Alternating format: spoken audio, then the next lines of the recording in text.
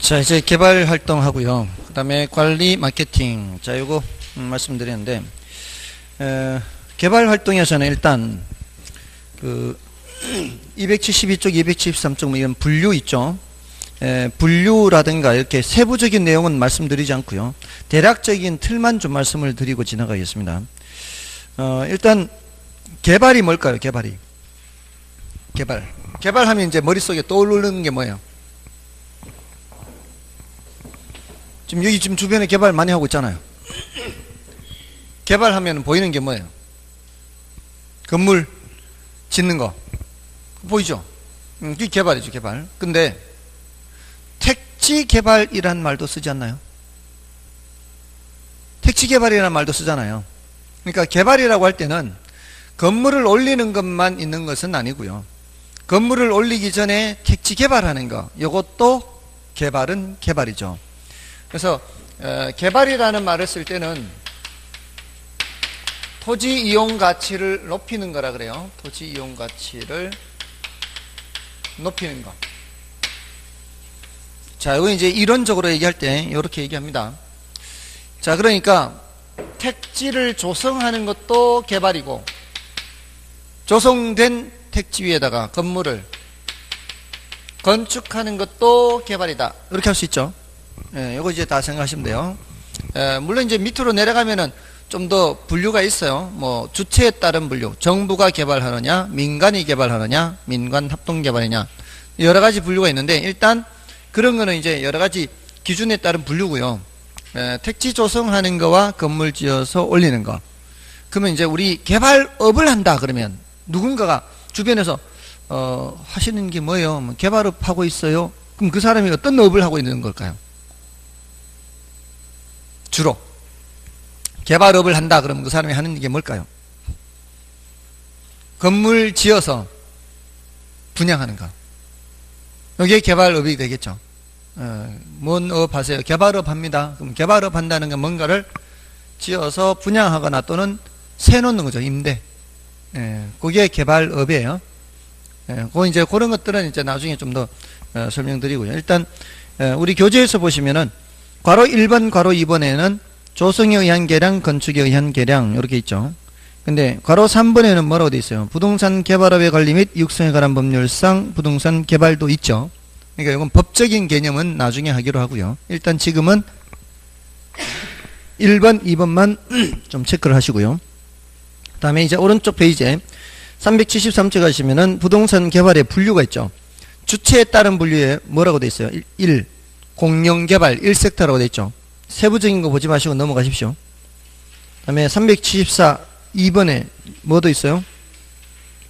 민간개발도 있죠. 2섹터. 세부적인 내용은 나중에요.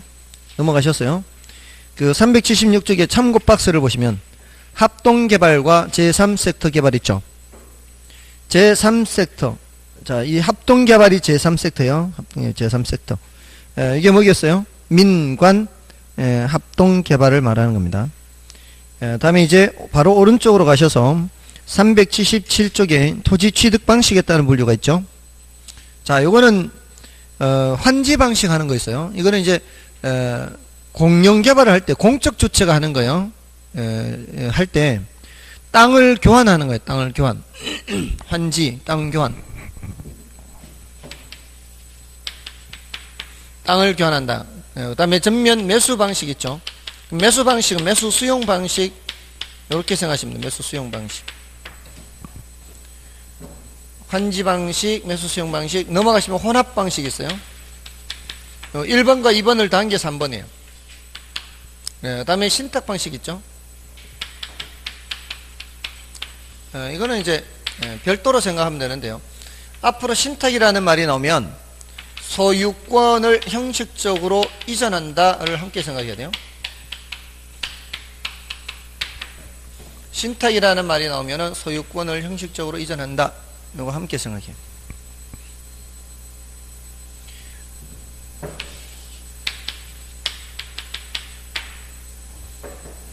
자, 예를 들어 이런 겁니다. 자, 어떤 지역을 이제 택지 정리를 해요. 여러분들 택지 정리를 하는 거는 주로 어떤 경우가 하면은 그 구시가지 있죠. 대전으로 치면은 그 동구 쪽, 대전으로 치면 동구 쪽은 옛날부터 사람들이 많이 살았던 동네죠. 이런 데는 단독주택이 많죠. 그리고 골목길이 막 삐뚤삐뚤하고 막 이렇죠. 자, 그런 데를 이제 택지를 정리한다 그러면은 그 기존의 골목길들이 좁아요. 더 넓혀야 되고요. 또 삐뚤삐뚤하던 것도 이제 반듯반듯하게 하고요. 기반 시설들도 부족하니까 그런 것도 또 설치를 해야 되고요. 자, 이러면 그렇게 택지 정리를 하게 되면은 원래 땅값보다는 땅값이 더 올라가겠죠. 그러면 원래 내가 100평을 갖고 있었다면 그 택지 정리를 하기 전에 땅값보다는 택지 정리하고 난 후에 땅값이 많이 올라가겠죠. 그걸 감안을 해서 원래 100평을 갖고 있었다면은 100평만큼 돌려주지 않고요. 한 60평이나 뭐 이런 식으로 돌려주는 거예요. 돌려줄 때 그렇게 해서 그 남는 땅 있죠. 100평이었는데 60평을 돌려주면은 40평이 남죠. 그런 식으로 40%를 땅 주인들한테서 떼내는 거예요. 이 사람도 40% 떼내고 저 사람도 40% 떼내고 그렇게 해서 도로 좀 넓히는 데 사용하고요. 그 땅을 도로 넓히는 데 사용하고 그리고도 좀 남는 땅이 있을 거 아니에요. 그럼 그렇게 남는 땅은 일반에 매각을 해요. 또 돈이 생기겠죠. 매각한 돈. 그 돈으로 공사해요. 공사비를 거기에 택지 정리를 하면서 이렇게 떼내는 거, 요거를 토지 부담이라 그래요. 토지 부담. 그러니까 100평에서 40%면은 이제 토지 부담률이 40%, 40평이면 요걸 이제 요렇게 해서 그런 비용을 충당하거나 또는 도로를 넓힌다거나 공원을 만든다거나 학교를 만든다거나 할 때 그 부지 요렇게 해서 땅을 교환하는 것을 환지 방식이라 그래요. 환지 방식. 원래 땅만큼 돌려받지 못해요. 토지 부담률이라는 게 있어서. 근데 요거는 뭐겠어요? 요거는 어떤 사업을 할 때 그 지역의 토지 소유자들의 그 토지들을 다 매수해버리는 거예요. 사버리는 거예요. 그리고 협의 매수가 안 되면은 강제 수용이 뒤따라요. 예, 그래서 매수 수용 방식 이렇게. 협의 매수가 원칙인데 협의가 안 되면은 수용을 합니다. 여기는 대체로 수용이에요. 여기는. 신도시 개발 지역은 대체로 수용이에요. 신도시 개발 지역은. 근데 이 도시개발 기존의 지역 있죠. 기존의 지역들은 환지 방식이 많고요. 도시개발 사업에는 이렇게 환지 방식 하면서 혼합해서 할 수도 있어요. 혼합해서 할 수도 있고요. 이런 단어의 뜻을 지금 이렇게 뭐 세부적인 것까지는 몰라도요. 이런 단어가 있다라는 정도면 되겠습니다. 다음에 이제 넘어가셔서요. 신개발, 재개발 이것도 이 단어만 체크하고 지나가면 돼요. 세부적인 내용 안 보고 새로 개발하는 거, 또 재개발하는 거. 다음에 379쪽에 외관에 따른 분류 있죠. 유형적 개발, 무형적 개발, 복합 개발 이렇게 넘어가요.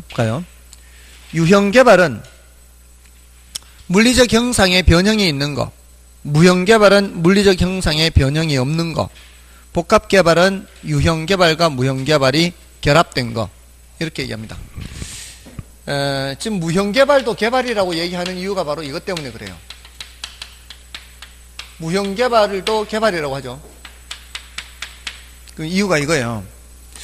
나중에 이제 공법에서 배우실 거예요. 지금 제가 미리 말씀드려도 되고요.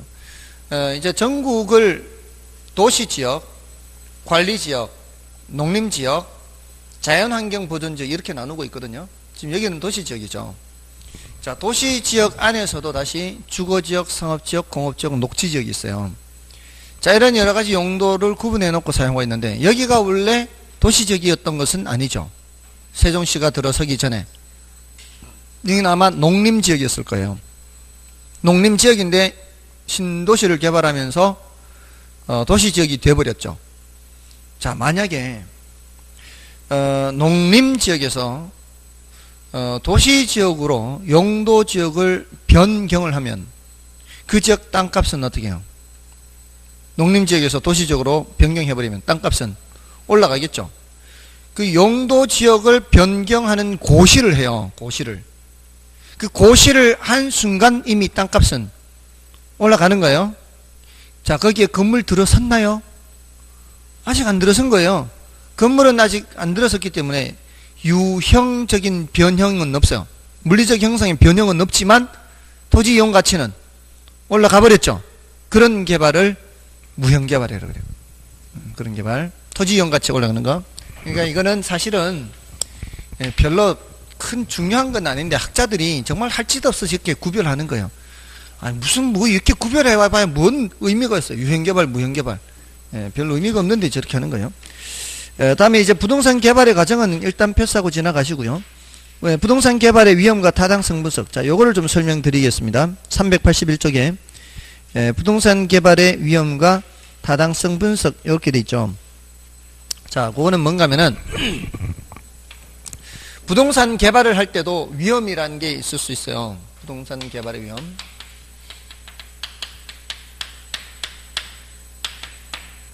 이것도 넓은 의미의 투자거든요. 앞에 우리 지난 투자론 했지 않습니까? 투자론에서 부동산 투자의 위험해서 아까 사금법인유 중에 사업상 위험만 좀 말씀드렸다 그랬죠. 그런 여러 가지 위험이 있는데 그 사업상 위험에서 제일 걱정되는 게 뭐라 그랬어요? 사업할 때 제일 걱정되는 거. 장사 안 되는 게 제일 걱정된다 그랬잖아요. 그 장사 안 되는 게 바로 무슨 위험이라 그랬어요? 장사 안 되는 게 지금 뭐 어떤 상황이 안 좋은 거예요? 시장 상황이 안 좋은 거라고요. 장사 안 되는 게 무슨 위험? 시장 위험이에요. 시장 위험. 자, 그러면 이 개발업도 사업 아니에요? 예? 개발업도 사업이잖아요. 부동산 개발업. 자, 여러분이 부동산 개발업을 하면은 제일 걱정되는 게 뭐예요? 건물 지어서 안 팔리는 거, 안 팔리는 거, 분양 안 되는 거, 세 안 나가는 거. 이게 무슨 위험일까요? 이 시장 위험. 이게 제일 걱정돼요. 뭐든지 간에 제일 걱정되는 거는 무슨 위험? 시장 위험이에요. 자, 그러니까 부동산 개발의 위험에는 여기도 법적 위험이 있어요. 뭐도 있고 시장 위험도 있고, 여기는 또 이제 비용 위험해요. 법 시비해요. 법 시비. 법적 위험은 법의 개정이라든가 정부 정책 변화라든가 이런 것들이에요. 그리고 시장 위험, 비용 위험. 이 법적 위험은 자, 특히 부동산 개발에서는 어떤 부분이 있는가 하면 개발을 하기 위해서는 뭐를 사야 돼요? 땅을 사야 돼요. 그 땅에다 건물 짓는 거 아니에요. 그러면 그 땅에다가 이러이러한 종류의 건물을 지을 수 있는지 없는지 확인돼야 되지 않나요? 그런 거 분석 제대로 못했다가는 낭패 볼 수 있죠. 자, 그런 것과 관련된 위험도 있고요. 그런 법적 위험, 그걸 이제 공법상 위험이라 볼 수 있어요. 공법상 위험. 공법상 규제가 있단 말이에요. 그러니까 주거지역에 지을 수 있는 건물, 지을 수 없는 건물, 상업지역에 지을 수 있는 건물, 없는 건물, 이런 것들이 있단 말이죠. 자, 그런데 그런 위험은 사실은 규정만 잘 확인하면 돼요. 규정만 잘 확인하면 어렵지 않아요. 사실 더 위험한 게 이거예요. 더 골치 아픈 게 사법상 위험. 여러분들 공법, 사법 개념 구분 들으셨나요? 민법 하실 때? 민법은 사법이에요, 공법이에요? 민법은 사법. 이거는 이제 개인과 개인 간의 관계를 규율하는 법이죠. 공법은 국가와 개인 간의 관계를 규율하는 법이에요. 그러니까 공법에서는 이거 이렇게 해야 한다 하는데 그걸 어기면 뭔 규정이 들어가 있어요? 처벌 규정이 들어가 있어요. 뭐 벌금 얼마, 징역 몇 년 이하 뭐 이런 식으로 처벌 규정이 들어가 있는 게 공법이에요. 대체로. 그거는 이제 국가가 뭔가를 규제를 했는데 지키지 않으면 그렇게 되는 거죠. 근데 사법상의 위험, 이거는 그런 벌금 처벌 이런 거 없어요. 사법상은. 이거는 민법과 관련된 거예요. 민법. 개인과 개인 간의 관계. 그래서 더 골치 아픈 게 사실 이거예요. 이거. 민법의 상린관계 배우셨어요? 상린관계?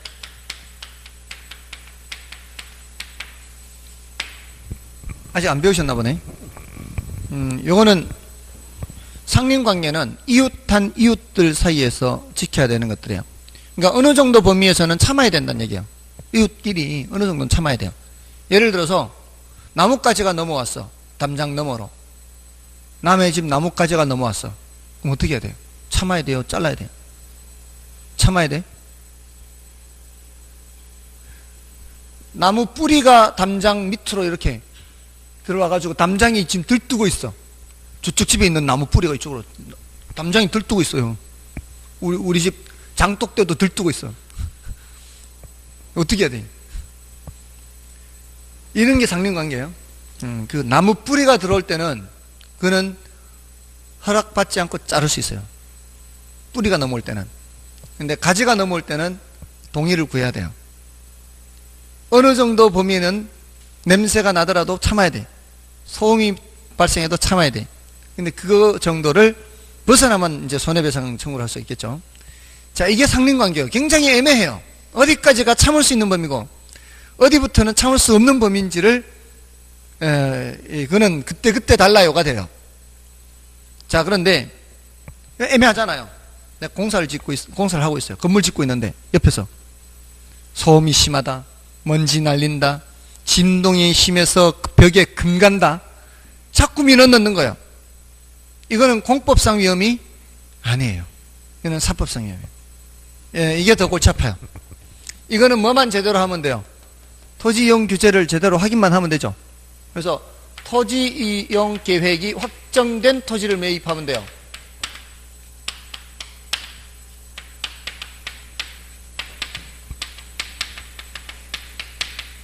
이러면은 관계없어요. 근데 문제는 이거예요. 이게 더 골치 아파요. 이거 해결하려면 어떻게 해야 돼요? 이거 해결하려면은 평소에 막걸리 한 잔 잘 사주고, 공사할 때 화장지 돌리고. 공사할 때 화장지 돌리는 거 보셨어요? 여러분들은 앞으로 개발하면 안 되겠다. 공사할 때 화장지 돌려야 돼요. 이웃에. 떡도 돌리고. 그렇게 해야 그래도 아무래도 사람들이 받잖아요. 받으면은 아무래도 말하기가 좀 그렇거든. 뭔가를 먹여야 돼. 그럼 괜찮아요. 시장 위험을 줄이기 위한 대책이 뭐가 있을까요? 지금 시장 상황이 어떠한지를 파악을 해야 되죠. 그 흡수 분석이라는 게 있어요. 흡수 분석. 공급된 부동산이 지난 1년간 얼마나 분양 또는 임대됐는지 요거 살펴보는 게 흡수 분석이에요. 그러니까 지난 1년간 공사업체들 공사되는 물량들 있잖아요. 그 물량들이 지난 1년간 얼마나 분양됐는지 임대됐는지 보는 거예요. 그러면은 여기 100채가 공급됐는데 그 중에 80채가 분양 또는 뭐 임대됐다, 90채가 분양 또는 임대됐다, 요 정도를 보면은 그 추이를 알 수 있죠. 그 추이를 보면은 지금 시점에 어느 정도는 가능하겠구나, 이걸 보는 거죠. 그러면 이제 시장 위험을 좀 줄일 수 있는 거죠. 수요 공급 상황을 파악하는 거니까. 그다음에 비용 위험은, 이게 개발 사업은 규모가 작은 것에서부터 규모가 큰 데까지 좀 다를 수가 있죠. 예를 들어 아파트 단지 같은 경우에는 몇 년 정도 걸리나요? 2년에서 3년 정도 걸리죠. 2, 3년 정도 걸려요. 근데 그 기간이면은 변수들이 많이 있을 수 있거든요. 예를 들어서 우리나라는 규모가 작은 나라이기 때문에 환율의 영향을 많이 받아요. 갑자기 환율이 막 올라가요. 환율이 올라가는 건 뭘 뜻하는 거예요? 외국의 물가가 올라간다 생각하면 돼요. 환율이 외국의 물가라고 생각하면 돼요. 환율이 올라간다는 것은 외국에서는 그대로 1달러로 적혀 있어도 우리나라에 들어올 때는 더 비싼 값으로 들어온다는 얘기거든요. 맞잖아요. 외국에는 그냥 1달러 쓰여 있어요. 그냥 자재값이 1달러로 적혀 있어도 환율이 1100원에서 1300원으로 올라가면은 그 자재를 가져오려면 이제 1100원 가지고는 안 되고 1300원이 되어야 가져올 수 있다는 얘기거든요. 그러니까 환율이 올라간다 그러면 우리나라 바깥에 있는 모든 물건들 가격이 올라간다, 이렇게 생각하시면 돼요. 환율이 올라간다는 것은 우리는 원자재를 수입해다 쓰니까 이 비용이 많이 올라가는 거죠. 그런 거라든가, 또 예상치 못하게 공사기간을 보통 한 2, 3년 이렇게 잡는데 공사하다 보니까 문화재가 출토됐어요. 문화재 출토됐어요. 어떻게 해야 돼? 빨리 덮어야죠. 덮고 사업해야지 계속. 문화재 출토되면 이게 정리될 때까지는 사업 중단이에요. 사업 중단. 그러면은 그 기간 동안 보세요. 사업하는 사람들이 자기 돈만으로 사업하는 사람 어디 있어요? 돈 빌려가 사업하지. 그럼 그 이자가 어떻게 되겠어요? 그 이자를 정부에서 부담해 주는 거 없어요. 개인이 부담해요. 개인. 사업주가 해야 돼. 사업주가. 그러니까 우리가 모르지만 사실은 문화재가 출처돼도요, 그냥 덮어버리고 그냥 싹 그냥 치워버리고 사업하는 경우도 많을 수 있습니다. 우리가 모르지만. 예, 그런 것 때문에 그 부담을 사업주가 해야 되기 때문에. 실제로 그런 얘기 들은 적도 있고요. 문화재가 나왔는데 그냥 해버린 거예요. 4대강 사업하다가 저게 암벽에 불상이 발견됐어요. 거기다 뚫고 해버리는 거죠. 구멍 뚫어가지고 해버리는 거예요. 폭파시키는 구멍 뚫어가지고 흔적도 없이. 아무튼 그런 게 발견되면 공사 중지니까, 중단되니까. 그러면은 이런 위험을, 이 비용이 얼마든지 바뀔 수 있다는 얘기죠. 최대 가격 보증계약 이런 걸 맺는 방법이 있어요. 얼마를 초과해서 비용이 발생할 때는 더 이상 부담하지 않겠다라는 계약을 미리 작성하는 거죠. 아무튼 근데 그러면 이제 계약 금액이 올라갈 수는 있죠. 자, 이런 것들이 이제 부동산 개발의 위험에서 좀 다루고요. 이거는 절대적인 것은 아니에요. 이 세 개만 있는 건 아니고 워포드라고 하는 학자가 이렇게 구분한 것일 뿐입니다. 자, 그 정도로 보시고요. 그 다음에 넘어가셔서 이제 간략간략하게 타이틀 위주로만 설명드리는 거예요. 380쪽에 가시면 부동산 개발의 타당성 분석 있죠. 부동산 개발의 타당성 분석은 이거를 개발하는 게 나을란지 개발을 하지 않는 게 나을란지 그거 분석하는 거를 개발의 타당성 분석한다 그래요.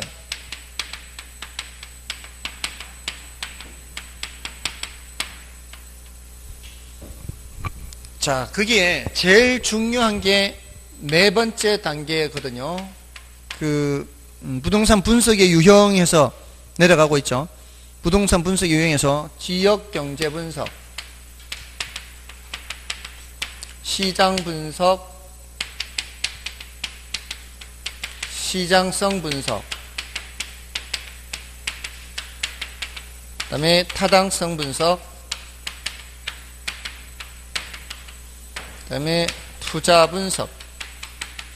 우리 시험에 이렇게 출제된 적도 있어요. 이 순서를 물은 적도 있습니다. GCC 타투. 부동산 분석의 순서가 바르게 연결된 것은 이 기억, 니은, 디귿, 리을, 미음이 그 자체가 순서예요. 순서. 이 순서대로 진행되는 거예요. 그 중에 가장 중요한 단계가 바로 이 단계죠. 타당성이 있느냐 없느냐. 그래서 지금 타이틀을 이렇게 하고 있는 거는 이게 이 단계가 제일 중요한 거예요. 부동산 분석 유형에서. 자, 이게 뭔가 하면은 결국은 여기서 수익성이 있다 없다를 계산을 해야 돼요. 개발 사업을 할 때 땅을 사야 되고요. 건축비를 들여야 되죠. 자, 그렇게 해서 그 비용보다 분양 수익금이 더 많아야 되겠죠. 그 더 많아야 개발을 할 겁니다. 그러려면은 여기서 이제 계산을 해야 되는데, 그러려면은 근거 자료가 있어야 돼요. 그 근거 자료를 수집하는 단계가 윗단계, 그 아랫단계에서 계산하는 단계, 이렇게 위 세 단계를 넓은 의미의 시장 분석 이렇게 구분도 해요. 여기를 경제성 분석 이렇게 구분도 해요. 자, 이것은 각종 자료와 정보를 수집하는 거예요. 자료 정보 수집. 그래서 어디에 제공을 하는가 하면 여기에 제공을 하는 거예요.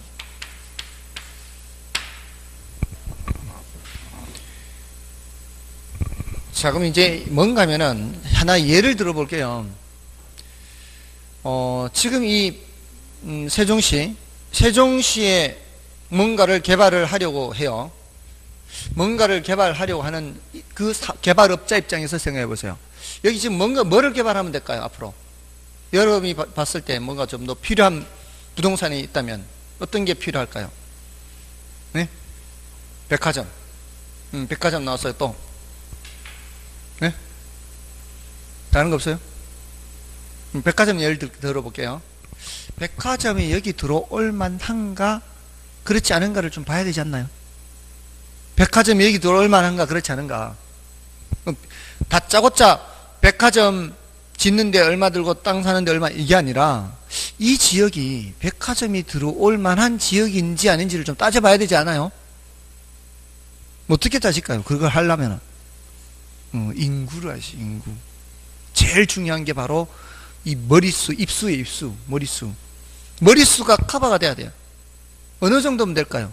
인구가 최소 30만이에요. 인구가 최소 30만 정도 돼야 돼요. 그게 대도시 근처에 있는 30만이면 안 돼요. 대도시로 빨려 들어가기 때문에 상권이 빨려 들어갑니다. 흡수가 돼요. 대도시 쪽으로. 그래서 대구 옆에 붙은 경산시, 부산 옆에 붙어 있는 양산시, 이런 곳은 인구가 30만 가까이 되는데 거긴 백화점이 별로 안 돼요. 바로 옆에 붙어 있고 바로 옆에. 이건 대구나 다름없고 부산이나 다름없는 이런 지역이기 때문에 그런 데는 안 돼요. 30만이라도. 근데 진주, 경상남도 진주는 주변에 큰 도시가 없어요. 거기도 한 30만 돼요. 그런 데는 할만해요. 또 거제가 30만이 좀 안 돼요. 그것도 백화점 있어요. 30만 안 되는데. 자, 근데 지금은 상황이 별로 거제는 안 좋죠. 거기 거제가 주된 산업이 뭔지 아세요? 조선이에요. 조선. 삼성중공업, 대우중공업이 다 거기 있어요. 조선. 그 큰 조선소 말고도 중소 조선소들도 많아요. 그럼 조선 경기가 지금 안 좋죠. 자, 그 소리는 산업도 봐야 된다는 얘기예요. 그 지역의 산업. 옛날에는 거제에 강아지도 10,000원짜리 물고 다닌다 그랬어요. 그 정도로 돈이 괜찮은 동네.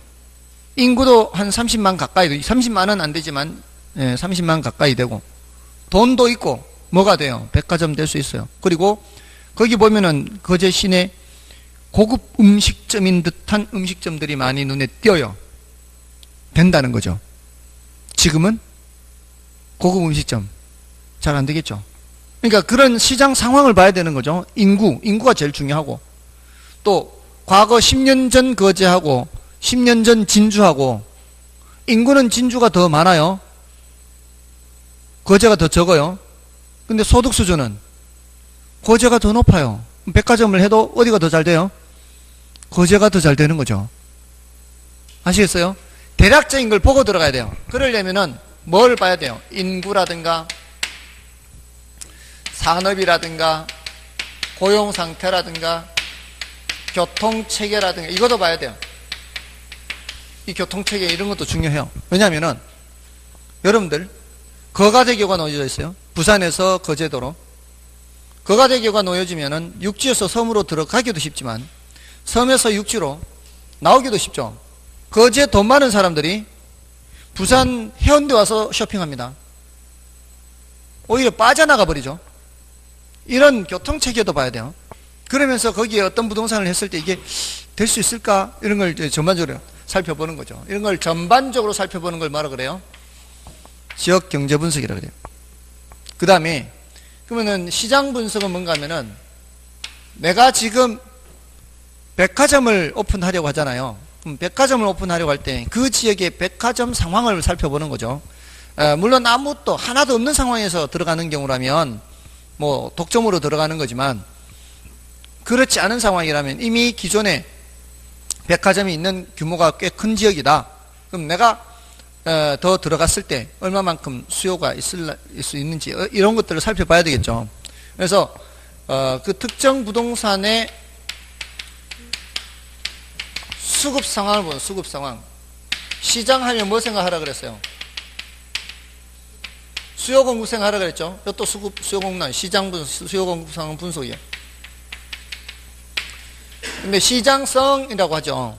시장성이라고 하면은, 자, 야, 그게 시장성이 있을까? 그 물건 시장성이 있나? 이렇게 할 때 어떤 회사가 신상품을 개발했어요. 신상품을 개발해서 야, 이게 시장성이 있을까? 라고 할 때, 그때 그 시장성이라고 할 때는 고객들이 이 물건을 보고 다른 경쟁 제품에 비해서 선택을 해줄 수 있을까? 이런 거죠. 잘 팔릴 수 있을까? 이런 표현을 할 때 우리는 뭐라고 표현해요? 야, 이 시장성이 있을까라고 표현하죠. 그러니까 시장성이라는 것을 얘기할 때는 구체적으로 내가 생각하고 있는 부동산이에요. 구체적으로 내가 생각하고 있는 그 컨셉의 부동산을 시장에 내놨을 때 그 주변의 다른 경쟁 부동산에 비해서 얼마만큼 사람들한테 어필할 수 있는지 그거 살펴보는 거예요. 그러니까 그 대상 부동산의 경쟁력을 분석한다 그래요. 대상 부동산. 그 개발된 대상 부동산 있죠. 대상 부동산의 경쟁력을 분석하는 거예요. 시장성 분석이라는 게. 그래서 여기 조금 다르죠. 이건 조금 더, 가면 갈수록 조금 더 좁혀지고 있죠. 그러면서 타당성 분석은 구체적인 수익성을 분석하는 거예요. 돈이 되는지 안 되는지 보는 거죠. 구체적 수익성. 다음에 투자 분석은 최종 결정 내리는 게 투자 분석이에요. 최종 결정. 일단 타당성 분석에서 통과가 된다는 것은 뭐가 있다는 얘기예요? 수익성이 있다는 얘기거든요. 자, 근데 우리가 이런 분석을 할 때는 하나만 분석하지 않고요. 여러 가지를 분석할 때가 있거든요. A도 분석하고 B 투자안도 분석하고 C 투자안도 여러 개를 분석을 해서 여러 개가 다 타당할 수가 있어요. A도 타당하고 B도 타당하고 C도 타당하고. 근데 이 세 개 다를 모두 다 해야 되는 것은 아니고 내가 갖고 있는 자금의 규모에 따라서 이 중에 제일 좋은 한 개만 해야 될 수도 있고 경우에 따라 다 할 수도 있고 그걸 봐야 되죠. 다 좋아 보여도 내가 돈이 없어. 그럼 어떻게 해요? 할 수 없지. 좋지만 제일 좋은 거 한 개만 하고 말아야지. 어떻게? 그렇잖아요. 최종 결정 내리는 게 뭐라고요? 투자 분석이에요. 자, 내가 돈이 있는데 이 주식도 좋아 보이고 저 주식도 좋아 보이고 다 좋아 보여. 돈은 한정돼 있어. 그러면 다 못 사는 거죠. 조금만 사는 수밖에 없죠. 물론 분산 투자, 주식 같은 거야 뭐 이렇게 아주 세분해서 살 수 있지만 부동산 개발의 경우에는 돈의 규모가 한정돼 있으면은 그 중에 제일 좋은 거 한 개만 선택할 수도 있죠. 자, 이런 절차를 거친다는 거예요. GCC 타투에 GCC 타투. 자, 이렇게 순서 정도 기억하시고 대략적으로 이렇게 하는구나라는 정도 아시면 되겠죠. 자, 요 정도로 하고요. 부동산 개발은 나머지는 제 패스하고 지나가십시오. 나중에 해도 되는 거니까. 그다음에 이제 부동산 관리를 보시면 404쪽에 있죠.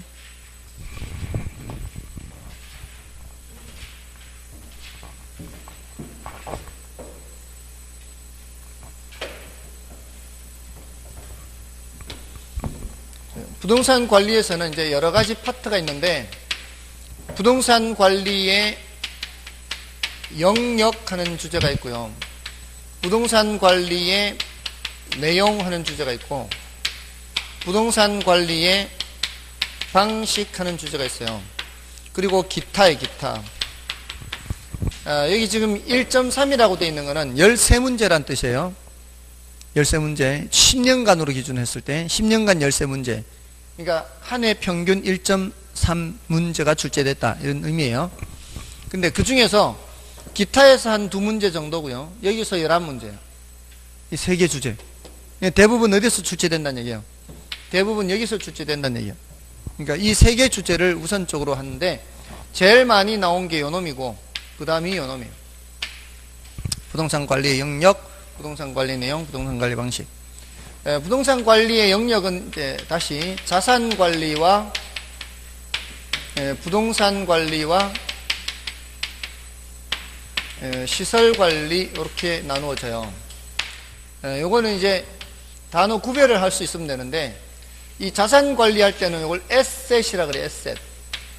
에셋 매니지먼트. 부동산 관리할 때는 이걸 프로퍼티 하는데요. 여기서는 제가 영어 단어를 쓰는 이유가 영어 단어를 좀 알아두는 게 구별하기가 쉬워서 그래요. 이걸 부동산으로 번역하기도 하지만 건물 및 임대차 관리 이렇게 번역하기도 해요. 건물 및 임대차 관리.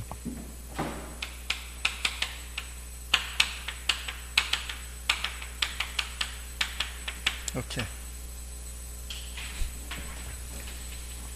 번역이 좀 달라지기 때문에 그렇습니다.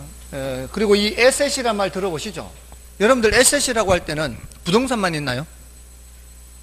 자산할 때는 주식, 예금 이런 거 다 따지는 거죠. 자, 차이를 좀 비교해 보세요.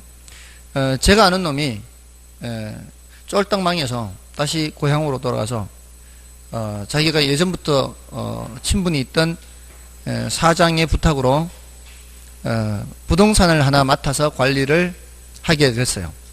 근데 그 부동산이 모텔이었어요.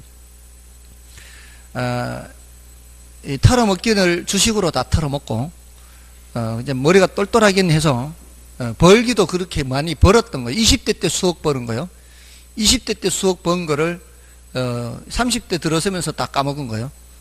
아무튼 똘똘해서 그 모텔 주변에 다른 모텔들도 다 1박씩을 해 본 거예요.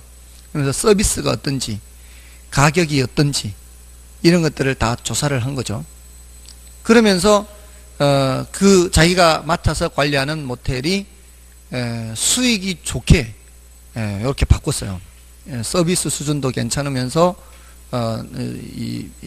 그 뭐라 그러죠? 가성비라고 하죠. 가성비 괜찮게 해서 수익이 좋은 모텔로 바꾼 거예요. 그랬더니 그 사장이 수익이 좋게 바꿔 놓으니까 야, 너 그러지 말고 내 거 네가 좀 다 좀 맡아서 관리 좀 해라. 해서 그렇게 하기로 했대요. 그래서 그 이제 목록을 작성을 해야 될 거 아니에요. 다 맡아서 하려면은 목록을 작성하다 보니까 이 사람이 갖고 있는 자산이 거의 대부분이 부동산밖에 없대요. 다른 자산은 없고 거의 대부분 부동산밖에 없고 그것도 대부분이 숙박업소, 모텔밖에 없어요. 거의 대부분이.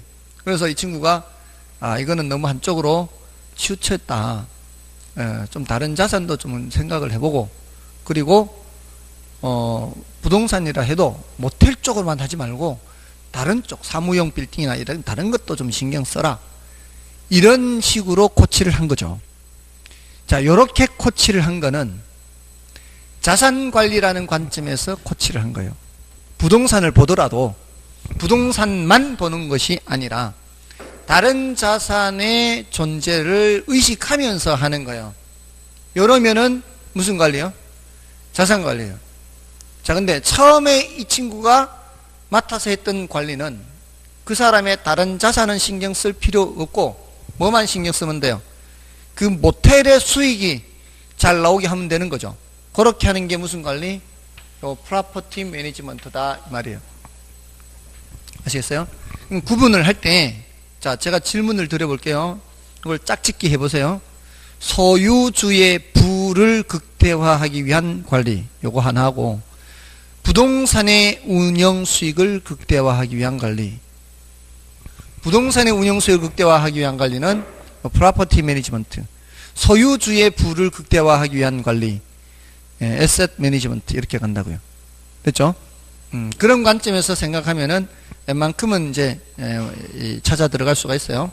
그다음에 이거는 시설 관리, 내부 시설 유지 관리고요. 그다음에 여기 관리의 내용에서는 법적 관리, 경제적 관리, 기술적 관리 이렇게 나누어요.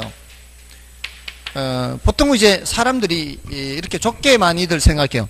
야, 부동산 좀 관리해줘라. 내가 한 달 동안 어디 가야 되는데 부동산 좀 관리해주라 하면은 그때 말하는 관리는 대체로는 이런 거예요.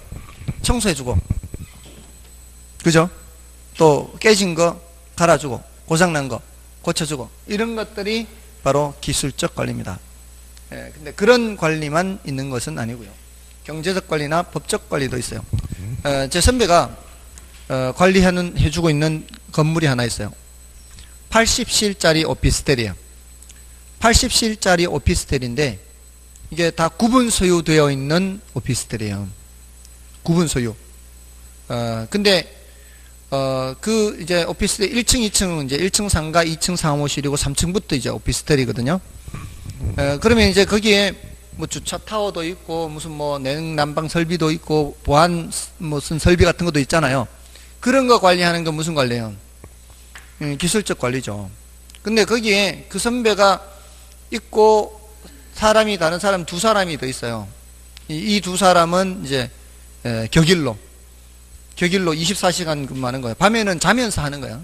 그런 경우에는 보통 그냥 잡니다. 자면서 뭐 연락이 오면은 이제 저거 하는 거죠.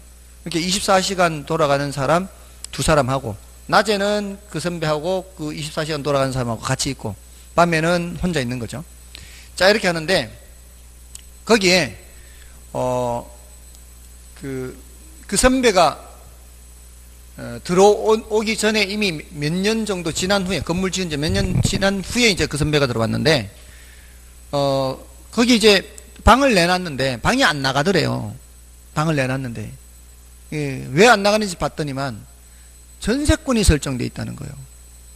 다른 거는 하나도 그런 게 없는데, 그것만 전세권이 설정되어 있는데, 그 전세권이 그 전 임차인 이름으로 되어 있는 거예요. 그러니까 지금 임차인이, 그 전 임차인 이름으로 전세권이 되어 있는 거예요. 그러니까 지금 임차인이 전세권이 설정되어 있으면은 그걸 확인하고, 이거 말소를 시킨다 이런 걸 확인하고 들어와야 되잖아요. 근데 그런 거 별로 신경 쓰지 않고 들어온 거죠, 임차인이. 그리고 자기가 나가려고 내놓으니까 다음에 오는 임차인이 봤더니만 이게 이제 전세권이 설정되어 있으니까 이제 함부로 못 들어온 거죠. 뭔가 하자가 있다 생각하고. 근데 그런 경우는 이제 없애는 거는 어렵지는 않아요. 이제 이미 그 사람은 이제 계약 기간이 끝나고 나가버렸으니까. 근데 이제 이 사람을 찾아야 될 거 아니에요. 그 전에 살던 임차인을. 그래서 찾아봤더니만 호주에 가 있더래요. 호주에. 예, 당분간 들어올 계획도 없대요. 그럼 어떻게 해야 돼? 그럼 절차가 복잡하지. 대사관으로 서류 보내야 돼요. 대사관으로 보내서 대사관에서 저렇게, 이 복잡하다 그런 게. 어쨌든 뭐는 없애야 돼요. 전세권을 없애야지. 안 그러면 사람들 걱정스러우니까 안 들어올 거 아니에요. 그렇잖아. 계약 기간은 끝나도 전세권 계약 그 기간이 있을 거 아니에요. 아무튼 이렇게 하는 것도 부동산 관리예요. 무슨 관리일까요? 이런 거는 법적 관리라는 거죠. 그러니까 기술적 관리만 있는 게 아니라 법적 관리도 있어요. 이런 권리 측면, 권리라든가 계약, 이런 계약, 예약 관리도 법적 관리예요. 계약할 때 어떻게 하느냐에 따라서 법적 분쟁이 발생하거나 그렇지 않을 수 있어요. 그 선배가 그 인근의 중개사무소에서는 갑이에요. 인근의 중개사무소에서는. 왜 그러겠어요? 그 주인이 한 달에 2번 정도나 1번 정도 온대요. 그 80실에 그 오피스텔의 구분 소유가 다 돼 있잖아요. 그 80실이 저당 설정된 게 하나도 없고요. 다 주인이 같은 사람이에요. 통째로 80실이 한 사람 거라고요. 저당 설정된 거 하나 없이, 빚이 하나도 없이. 거기에 나오는 수익은 그대로 수익이에요. 수익. 이자 나간 거 없이. 그러니까 주인은 거기에 나와 앉아 있을 이유가 없죠. 그러니까 1년에 한 6개월은 외국에 가 있대. 그러면은 평소에 다 누가 알아서 하는 거예요. 그 선배가 하는 거예요. 그 선배가 대리인으로서 계약서 쓰는 거죠. 계약서 쓸 때는 어떻게 해? 계약서 쓸 때는 분쟁이 생기지 않게 잘 써야죠.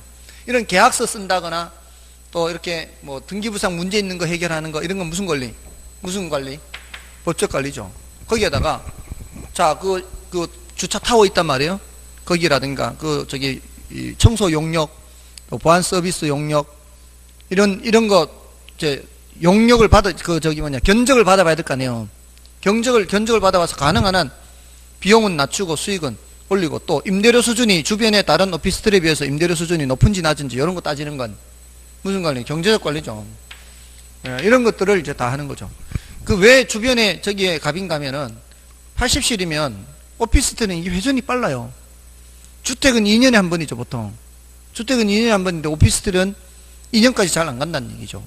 1년에서 한 1년 6개월이면 끝날 수 있어요. 그러면은 1년에 한 번 잡고요. 80실이면은 1년에 80번 계약서 쓴다는 얘기예요. 1년에 한 번 반이라 해도 한 60번은 쓴다는 얘기예요. 그럼 한 달에 5번씩 쓰는 거예요. 5번씩. 그럼 그 수수료만 해도 어디예요, 그게? 예, 그러니까 주변에 중개사무소한테는 갑이죠. 그럴만 하겠죠. 예, 그래서 그 선배가 저한테 연락이 온 거예요. 중개 수수료 받는 거 보고 나도 공인중개소 공부하겠다고. 자기가 공인중개소 차려가지고 이렇게 할 생각으로. 아무튼 자, 이런 관리들이 다 있다는 거죠. 관리 내용, 법적 관리, 경제관리, 기술적 관리. 다음에 관리 방식은 자위혼 그래요. 자위혼. 자가관리, 위탁관리, 혼합관리 해요. 자기가 직접 하는 거, 전문 관리 업체에 맡기는 거, 일부는 자기가 하고 일부는 맡기는 거. 여러분들 보통 큰 건물 같은 경우에 그 청소 같은 거 이런 거 용역업체에다가 맡기는 경우 많죠. 그 용역업체 맡기고 그러니까 요거는 위탁하는 거죠. 기술적 관리는 위탁하고요. 법적 관리나 경제적 관리는 요거는 이제 자기가 직접 하고 이렇게 섞는 게 여기 이제 혼합 관리가 되겠죠. 요거는 뭐를 많이 물었는가 하면은 장단점을 많이 물었어요. 장단점 구별해서 이거 비교하는 거거든요. 그러니까 자가관리의 장점은 위탁관리의 단점과 연결이 되고요. 자가관리의 단점은 위탁관리의 장점하고 연결이 되니까 이걸 감안해서 좀 보시면 되고요. 이번 순환은 이렇게 소개하는 정도로만 말씀을 드리겠습니다. 세부적인 내용들은 나중에 하기로 하고요. 다음에 오늘 이제 마지막 주제가 마케팅이라는 건데 이것도 간단하게 마케팅을 소개만 좀 해드리겠습니다. 418쪽에 있죠. 자, 이 마케팅은 부동산 마케팅.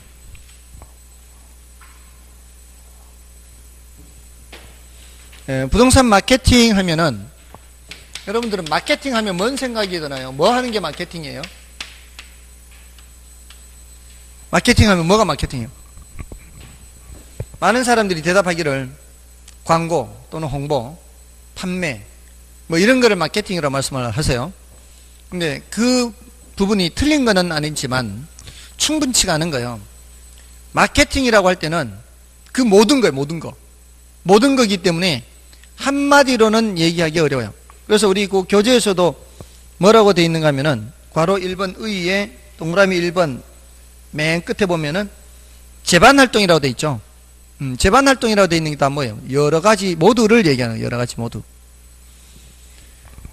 자, 그리고 이 마케팅이라는 게 필요하게 된 것은 우리나라로 치면은 1980년대예요. 그전에는 별로 필요 없었어요. 그전에는 물건이 없어서 못 팔던 시절이었어요. 물건이 없어서 못 팔던 시절은 그 시절은 굳이 마케팅이라는 걸 할 필요가 없죠. 없어 못 파니까. 근데 이제 소득 수준도 어느 정도 늘어나고 80년대 들어가면서 이제 공급자들도 많아진 거죠. 공급자들이 경쟁이 치열해지게 된 거예요. 그러니까 아무렇게나 만든다고 해서 이게 팔 수 있는 게 아닌 세상이 돼버린 거죠. 자, 그러니까 이제 마케팅이라는 게 필요한 거예요. 여러분들은 지금 80년대를 살아보신 분들은 좀 기억하실런지 모르겠지만 제 기억에 70년대는 고무신 신던 시대예요. 그나마 고무신도 없어 못 신어요. 고무신 찢어지면은 꿰매서 신어야 돼요. 그런 시절이었어요. 근데 70년대 후반쯤 가면서부터는 이제 운동화가 이제 나오기 시작한 거죠. 그러면서 80년대 들어가면은 그냥 운동화가 아니에요. 프로스펙스, 나이키, 아디다스, 이런 게 나옵니다. 이제 80년대 중반쯤 가면은. 그죠? 그게 80년대 중반이에요. 아는 사람이 별로 없어서 여기 지금 전부 다 젊은 사람들은 몰라요. 그러니까 그 당시에 그냥 아무렇게나 만들면 안 되고 이게 뭔가가 이 브랜드라든가 뭐 이렇게 사람들이 이게 뭐 디자인이라든가 이런 것들이 이제 혹하게 할 수 있는 뭔가 있어야 되는 거죠. 그게 우리나라는 그게 80년대거든요. 마케팅이라는 게 개념이. 근데 이제 주택은 그것보다도 더 늦어요. 주택은 마케팅, 이 부동산에서는 마케팅이라는 게 드는 게 그것보다 더 늦어졌습니다. 그것보다도 한 20년 더. 왜냐면은 1990년대까지 1가구 1주택 목표가 달성이 안 된 상태였어요. 우리나라 1가구 1주택 목표 달성된 게 이제 2000년대 들어와서요.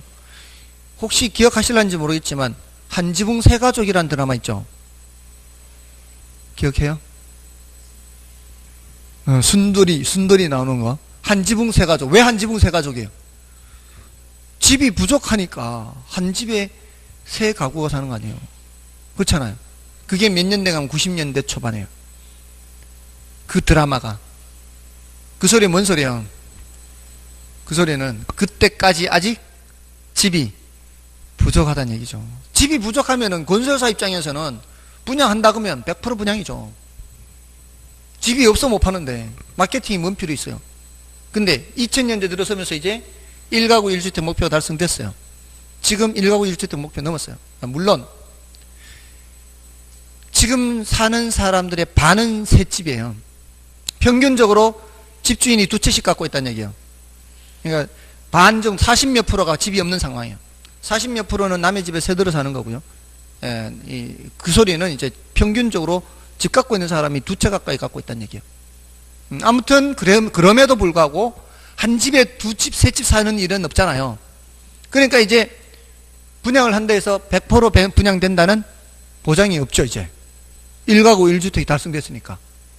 그러니까 뭐가 필요한 거야? 이제 마케팅이 필요한 거죠. 마케팅이. 그래서 그전에는 마케팅이 들어오기 전에는 아파트 이름도 대우 아파트, 무슨 현대 아파트 이렇게 했잖아요. 이제는 그렇게 안 부르잖아요. 대우 푸르지오, 네? 그렇잖아요. 또 삼성 레미안, 삼성이 제일 먼저 치고 나왔죠. 레미안으로. 그게 제일 먼저 생긴 브랜드예요. 그러면서 이제 각인을 시킨 거죠, 사람들한테. 이제는 없어 못 파는 시절이 아니다 이 말이죠. 그렇게 해서 고객을 끌어당기는 거죠. 그래서 마케팅이라는 것은 수요자 주도 시장으로 시장 환경이 바뀐 거예요. 공급자 주도 시장에서 수요자 주도 시장으로 바뀌면서 마케팅이라는 게 생겼고, 이 마케팅은 처음에 어떤 물건을 만들어야 되는지 시장 조사도 하고, 그 시장 고객들이 원하는 물건을 만들고, 거기에 맞는 홍보도 하고, 그 다음에 판촉 활동도 하고, 그 다음에 판매도 하고, AS도 하고, 그 반응을 다시 다음에 제품 생산에 또 투입을 해야 돼요. 피드백을 해야 돼요. 이 전체 과정을 뭐라고 한다? 전체 과정을 마케팅이라고 해요. 근데 이제 뜻은 그 정도고요. 그다음에 중요한 거는 이제 시장 점유 마케팅 전략, 고객 점유 마케팅 전략, 관계 마케팅 전략, 이 마케팅 전략이에요. 출제는 여기서 되고 있습니다. 마케팅 전략에서. 부동산 마케팅 전략에서 그 길게 나와 있죠. 거의 대부분 여기서 출제가 되고 있어요. 여기서 제일 중요한 게 시장 점유 마케팅 전략이고요. 다음이 고객 점유 마케팅 전략, 관계 마케팅 전략이에요.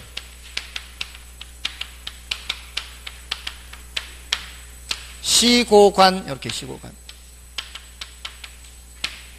시장 점유 마케팅 전략, 고객 점유 마케팅 전략, 관계 마케팅 전략, 이렇게요. 제일 중요한 거는 시장 점유 마케팅 전략입니다. 시장을 점유하겠다 이거예요. 그럼 시장을 점유하려면 자, STP 전략이 있고요. 4P 믹스 전략이 있는데요. 자, 요 단어의 뜻을 알아두셔야 되는 겁니다. S는 시장을 세분하는 것을 말해요. 영어에 segmentation이라는 단어가 있어요. 그 다음에 T는 타겟이고요. 표적이라는 뜻이에요. 표적. 그 다음에 P는 포지셔닝, 차별화 이런 뜻이에요. 자, 이게 뭔 소리가 하면은 시장을 점유한다. 자, 여러분 보세요. 내가 만약에 의류시장에 참여하겠다. 그럼 의류시장, 모든 종류의 의류를 다 점유할 수 있나요? 안 돼요. 시장을 나눠야 돼요. 성인, 아동 이렇게 나누든가, 또는 남성, 여성 나누든가, 또는 20, 30대를 대상으로 하느냐 40, 50대를 대상으로 하느냐 이렇게 나누든가 시장을 나누는 거죠. 그렇게 해놓고 뭘 정하는 거예요? 타겟을 정하는 거죠. 내가 제일 자신 있는 시장을 타겟으로 정하고요. 그 다음에 차별화를 하는 거예요. 이 차별화는 뭔가 하면은 내가 이렇게 시장을 나누다 보니까 기존에 요 시장에서 이미 출품하고 있는 경쟁업자가 있다면, 그러면 그 기존의 경쟁업자 제품과는 달라야 되겠죠. 똑같아서는 안 돼요. 이렇게 시장을 나누다 보니까 경쟁업자가 없어. 그러면 그거는 끝내주는 거죠. 어떤 경우가 있었는가 하면은 고등학생, 여학생인데 여고생이 인터넷 쇼핑몰에 대형 사이즈의 그 판매하는 인터넷 쇼핑몰이 없는 걸 알아낸 거예요. 그 여학생이 엄청 뚱뚱한 몸집이었어요. 자기 몸에 맞는 옷을 찾고 싶은, 사고 싶은데 그걸 파는 곳이 없었던 거죠. 그래서 이 여고생이 자기가 인터넷 쇼핑몰을 차린 거예요. 대형 사이즈만 파는 걸로 한 달에 월수 500. 요고생이. 이런 경우는 뭐예요? 시장을 나누다 보니까 몸집이 큰 사람 저것만 이렇게 분류를 한 거죠. 몸집이 큰 사람을 대상으로 하는 시장을 찾았는데 거기에 경쟁 제품이 있어요, 없어요? 없죠. 경쟁 회사가 없어요. 예, 그러면 이제 독점이지, 독점. 그럼 더 할 거 없이 좋고, 기존에 어떤 다른 제품이 있으면은, 그 경쟁업자가 있으면, 그 경쟁업자와는 전략이 좀 차이가 있어야 된다, 이 말이죠. 예, 근데 차별화의 4가지를 섞으란 얘기예요, 이거. 이 4P는. 차별을 하더라도 4가지를 섞어서 차별을 하라. 가격 측면에서 차별화, 제품 측면에서 차별화, 유통 경로 측면에서 차별화, 홍보 촉진 측면에서 차별화. 이런 측면에서 기존 경쟁 제품과는 차이가 두게 해서, 경쟁업자와는 차이가 있게 해서 타겟으로 삼은 시장을 점유하라는 게 시장 점유 마케팅 전략이에요. 이게 시험에 제일 많이 나와요. 그 다음은 이제 얘는 비슷비슷한데요. 고객 점유 마케팅 전략과 관계 마케팅 전략. 이 고객 점유 마케팅 전략은 아이다 원리라 그래요. 아이다 원리. A가 attention, 주목이에요. 주목. 우리나라 사람들은 attention이라는 단어는 다 알아요. 중학교 1학년 들어가면 제일 먼저 가르치는 게 attention 바오니까. 주목, 그 다음에 흥미, 그 다음에 욕망, 그 다음에 행동. 사람들이 구매를 할 때요, 요 심리 단계를 거친다는 거예요. 저게 뭘까? 주목하고, 그 다음에, 괜찮아 보이는데, 살까? 사야지. 요런 단계를 거친다는 거예요. 이렇게. 자, 그러니까 요 단계에 있으면 요 단계로 오게끔 하고요. 요 단계에 있으면 요 단계로 오게끔 하고, 그 단계별로 접근하라는 얘기예요.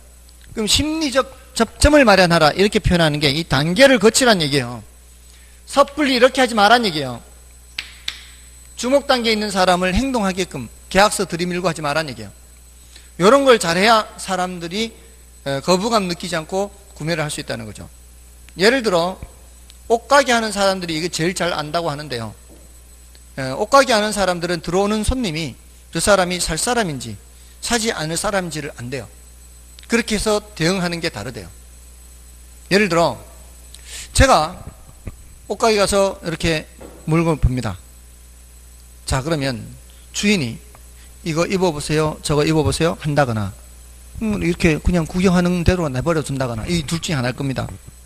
제가 만약에 옷가게에 갔을 때 주인이 어떻게 해야 저한테 옷을 팔거나 아니면 제가 덜 불편할까요? 옷가게에 갔다 본다면 제가 다른 사람 말고 제가 갔을 때는 와서 어떤 거 찾으세요? 이렇게 적극적으로 물어봐야 돼요. 보통의 경우라면 남자가 옷가게에 갔어요. 남자가 옷가게에 갔다는 얘기는 나 지금 사러 왔습니다, 이 뜻이에요. 뭔 뜻인지 아시겠죠? 남자들은 그냥 보고 지나가는 일 거의 없다는 거죠. 옷가게에 남자가 간다는 얘기는 필요해서 간 거예요. 내가 지금 살 것이 뭔가가 있는 거예요. 뭔 뜻인지 아시겠죠? 그 사람이 어떤 사람이 원하냐에 따라 벌써 다른 거예요. 근데 그런 사람을 멀뚱멀뚱 이렇게 보고 있으면 옆집으로 가는 거죠. 뭔 뜻인지 아시겠죠? 그러니까 들어오는 사람이 요 상태에 있다면 이것도 입어보세요, 저것도 입어보세요, 이러면 부담스러워서 못 가는 거죠.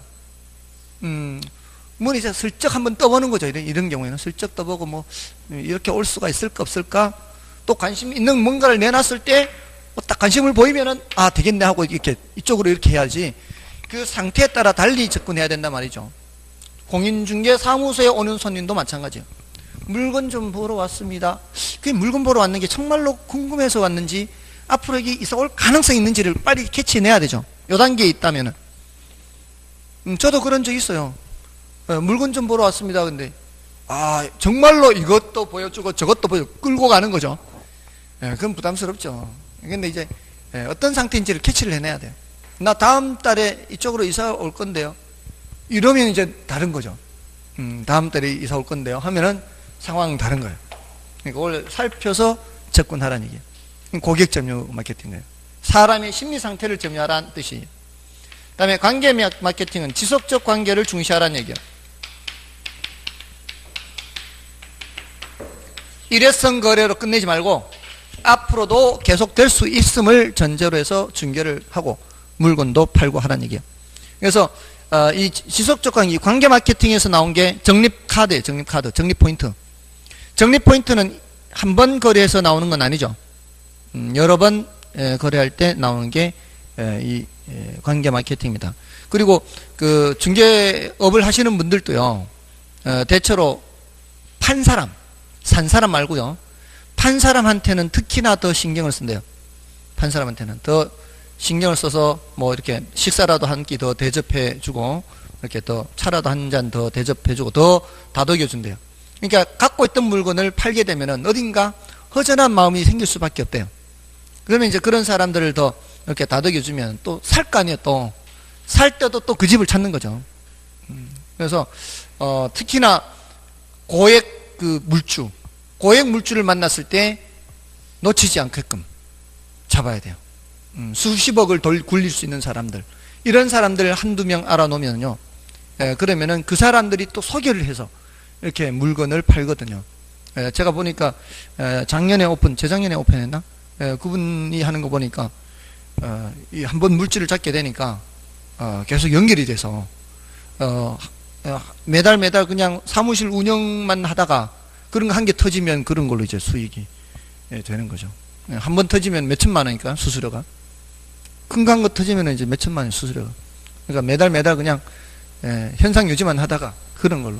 근데 이제 한 사람은 부산에 사는 사람이고 또 한 사람은 또 다른 지역에, 지역별로 큰 손이 있으니까 이제 이 사람이 좀 조용할 때 이 사람이 와서 또 소개시켜주고, 저 사람이 조용할 때 또 이 사람이 소개시켜주고, 중개도 지속적 관계가 가능하다는 얘기입니다. 중개도.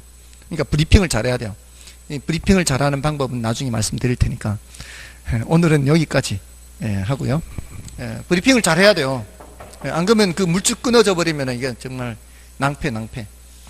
아무튼 오늘은 여기까지 하고요. 다음 주는 앞에 남겨놨던 부분하고 이제 감정평가론 들어갈 거예요. 됐나요?